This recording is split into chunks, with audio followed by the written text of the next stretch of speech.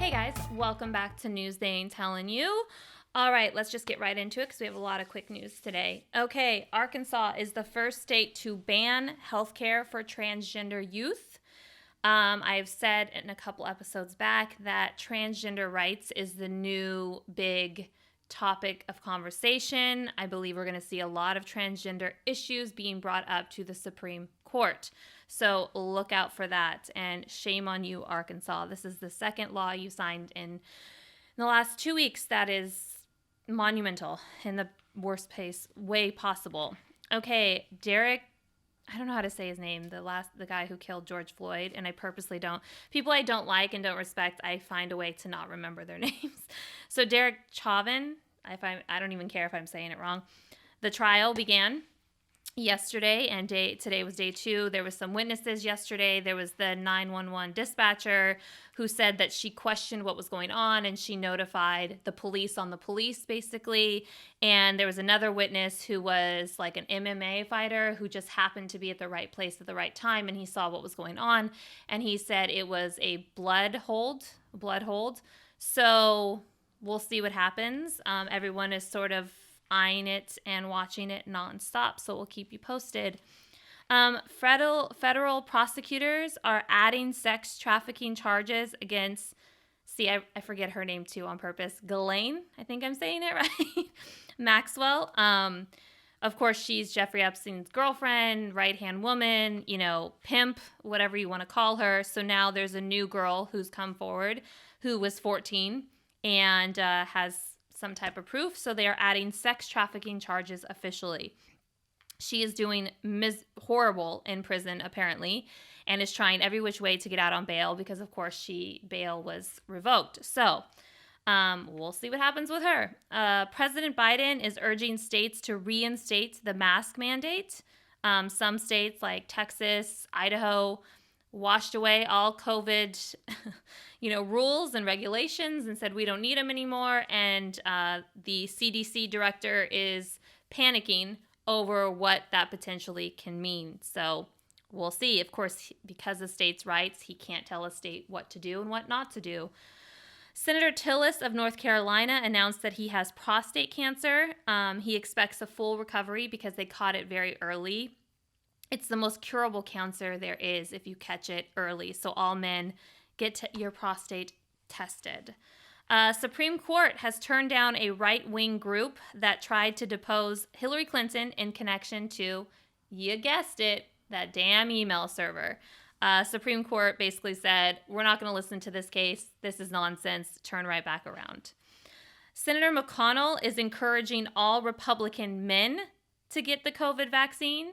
His exact quote is, yes, all Republican men should get the COVID vaccine. I guess the Republican women don't matter to him. So he says it's a stand-up right thing to do. He did it. No one should be questioning it. And all Republican men should get it. All right, McConnell. Senator Schumer is looking into using the recon loophole again to pass infrastructure plan. And that will be 2 parts. He's steering more and more away of not messing really with the filibuster. So there has to be some sort of long-term progress he's hoping to accomplish that way. But that recon loophole is, of course, what they use for COVID. It's basically where you align it with, well, it's a budget issue. It's not an actual piece of legislation. And you can get into that little loophole doing it that way. So we'll see. That's what he's looking into. The first challenger against Senator Murkowski has come forward. Her name is Kelly Tshibaka, I think. I'm sorry. And she was a local member of Alaska's government, and she is pretty much the opposite of Murkowski. She's not a moderate. She's more extreme. She is definitely a Trump sort of idea around it, so Trump probably will endorse her. So this is just the beginning. I think there'll probably be a couple challengers in Alaska. So she has her hands full, but her co-senator, the other GOP senator in Alaska, has come out and said he will endorse her for another term. So that's pretty big. 64% who were polled see cancel culture as a threat. I would like to know what that poll is. I couldn't figure it out. I looked every which way in the article, and they couldn't tell me where the poll came from. But apparently 64% fear, cancel culture, whatever that means to each of you. Another woman has now accused Cuomo of grabbing her and kissing her in her home. He had come to see her home after the floods in New York, and her son caught the moment on camera. So she was doing the news circuit today because she has photo proof of this really awkward kiss action.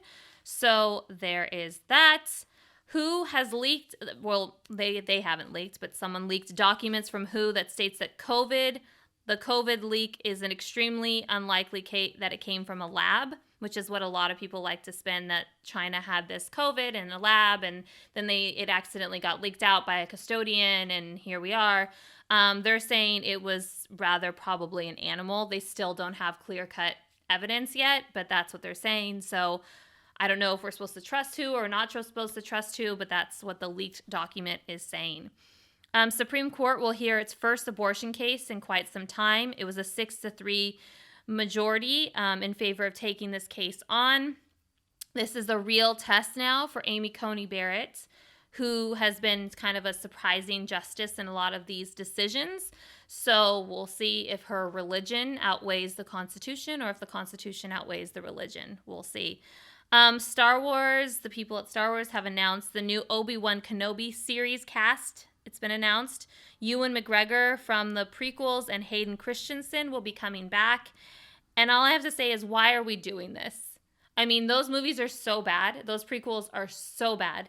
And I mean, like, who wants to see? I mean, people are excited and great, be excited. But like, again, guys, like Jar Jar Binks, that's enough for me. I don't need to know about Obi-Wan. But well, I'm sure people are excited and be excited. But me personally, I'm like, I don't get it. But we'll see.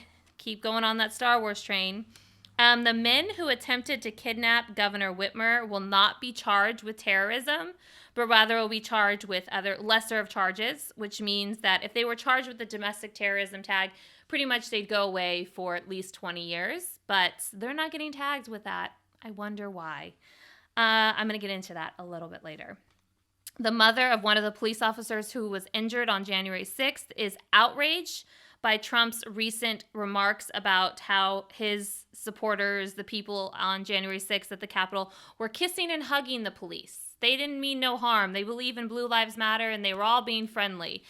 So the mother of this police officer is like, you got to be out of your mind. So, yeah. A 65-year-old Asian woman was attacked in New York, and the saddest thing of all, besides her getting attacked, was that the employees inside the building, it was a glass building, literally stood there, turned, and watched as it was happening. And then one of the employees came up and closed the door and did nothing to help this woman.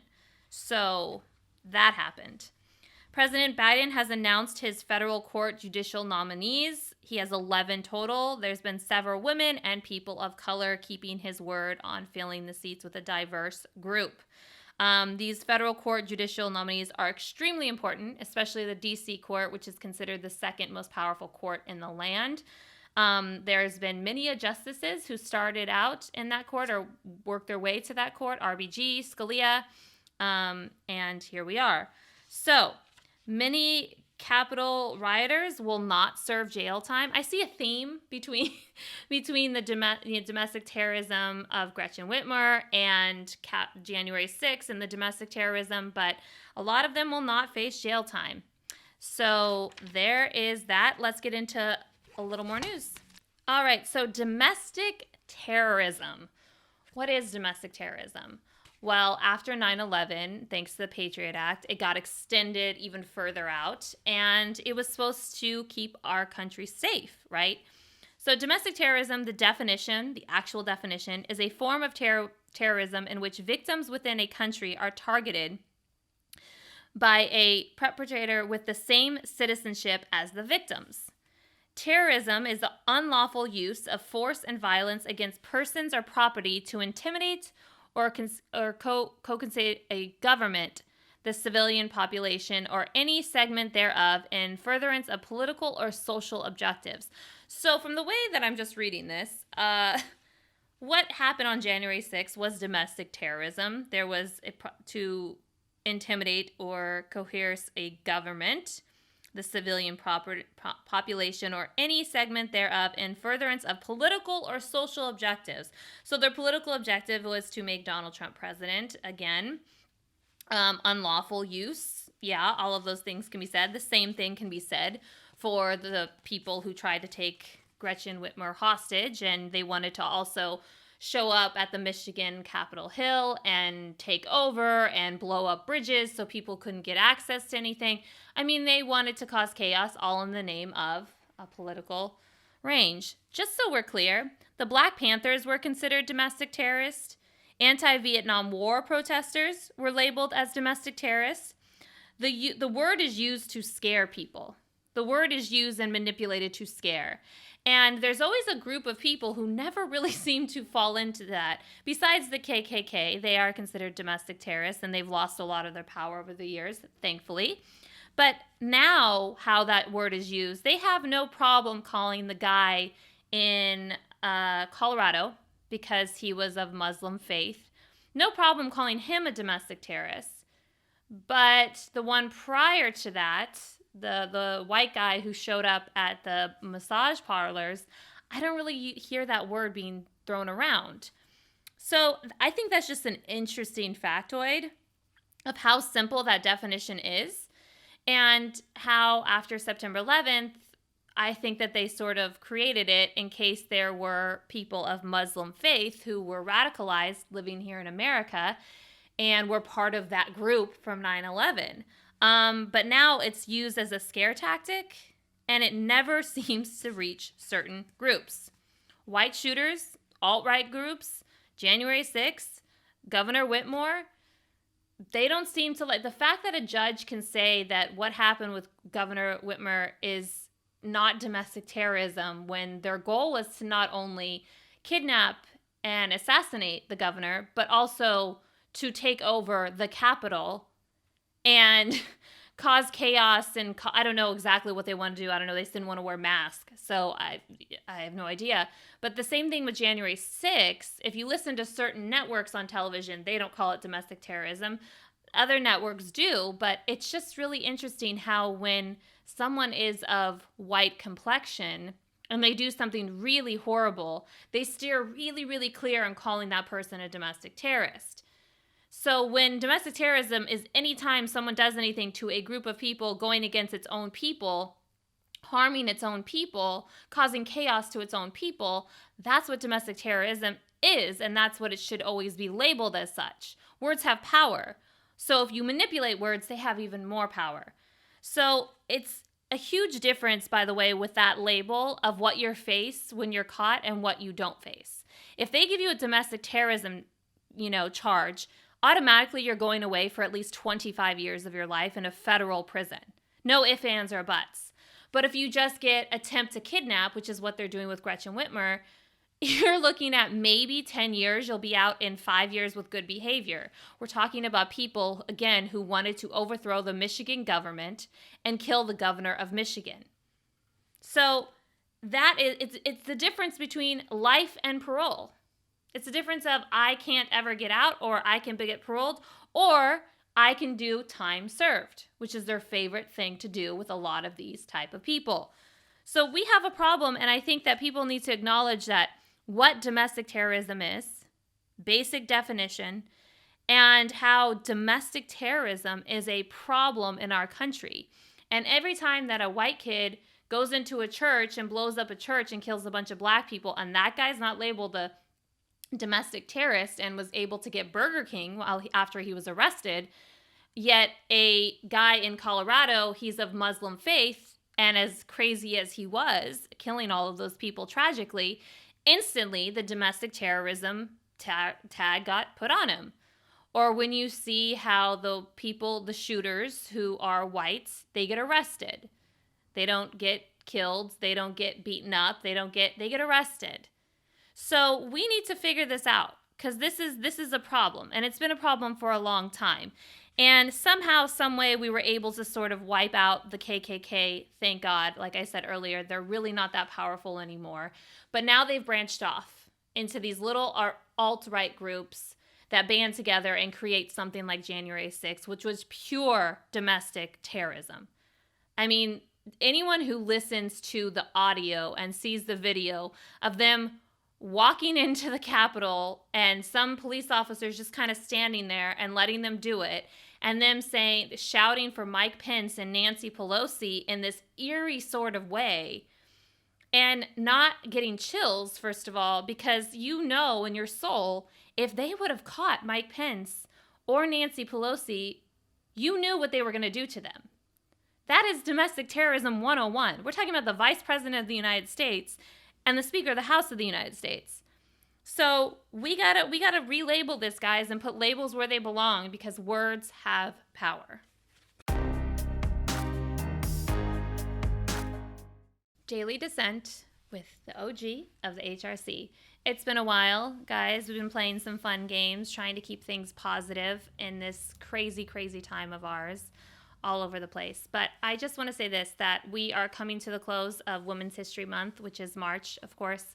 We've got a few more days left in here. But before it ended, I just wanted to say this, that I post a lot on my TikTok about Nancy Pelosi and Hillary Clinton and Dianne Feinstein, because I feel like they needed to be defended, because people don't always defend them at all times.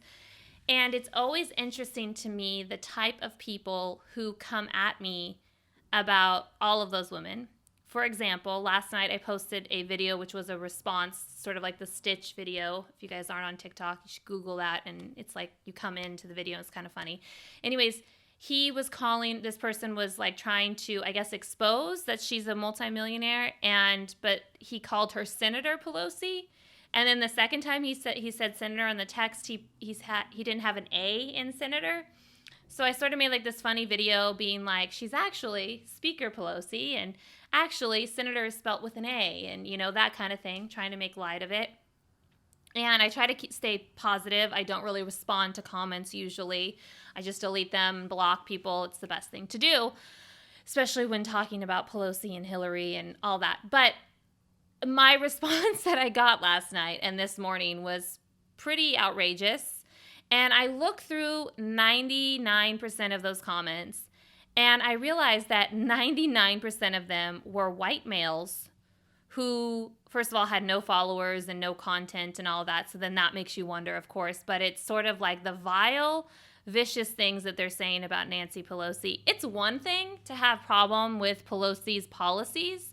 It's one thing to be like, well, wait, why is she so rich? Or, but to the vile things that they say about her. And I only see white men doing this. Now, don't get it twisted. There are plenty of other races, the women who do this, women against women especially, especially like certain Republican women get very agitated and angry about her. But I just want to say that what are we going to do with this problem, you guys? When are we going to acknowledge white male toxicity? Like, when are we going to acknowledge that?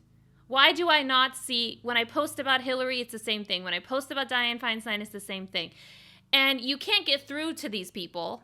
I learned that a long time ago with Hillary, that the second you're talking to someone about Hillary Clinton, they're saying she's corrupt and she's a liar. And you go, well, what did she lie about? Or what did she, and they bring up Benghazi or the email server or Pizzagate. You realize there's no point. There's no point to getting through there. There's no point.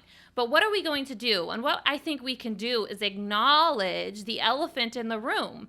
So I'm here publicly acknowledging the elephant in the room. I'm not getting attacked, for the most part, by anyone except for insecure white males. And the reason that they are insecure is they are terrified right now that as women, we are coming into our own. And that terrifies the living crap out of them. And there are a lot of white women who feel that kind of way too. But I specifically want to talk about white toxic masculinity because it's rampant and it happens more often than you know, and it's unacceptable. It is unacceptable to call Nancy Pelosi, see you next Tuesday, when you can disagree with her policy. You can be mad that she is Catholic and pro-choice. You can be upset that she's worth multi-millions of dollars. You can be upset about those things and ask questions about those things. But calling nasty, vile names only makes you look like an insecure white male, which is what you are. You're so deeply insecure with yourself and terrified that women are going to take over. And you know what? Like, our country would probably be a lot better if women were in more positions of power. We're just better at leadership. We just are. Because we think outside of the box, and we have this maternal instinct, most women, not all, but most women has this maternal instinct that makes us look at things so differently. And what's so wrong about that? And last time I checked, you are on this earth because a woman gave birth to you. She literally gave you life. And you want to spend that entire life belittling women who are reproducing and creating life for the rest of the world? If that's what you want to do, I don't have time for that. So I usually don't respond, and I responded a little bit on TikTok, and I realized this is why I don't respond, because there's no point. But I'm going to say the elephant in the room. White toxic masculinity, it's got to go. It's got to go. All right, guys, until next time, make sure you check us out on Instagram, Twitter, and TikTok. And if you want to listen, make sure you listen on iTunes, Spotify, and YouTube. And make sure you subscribe. Until next time, OG of the HRC, signing out.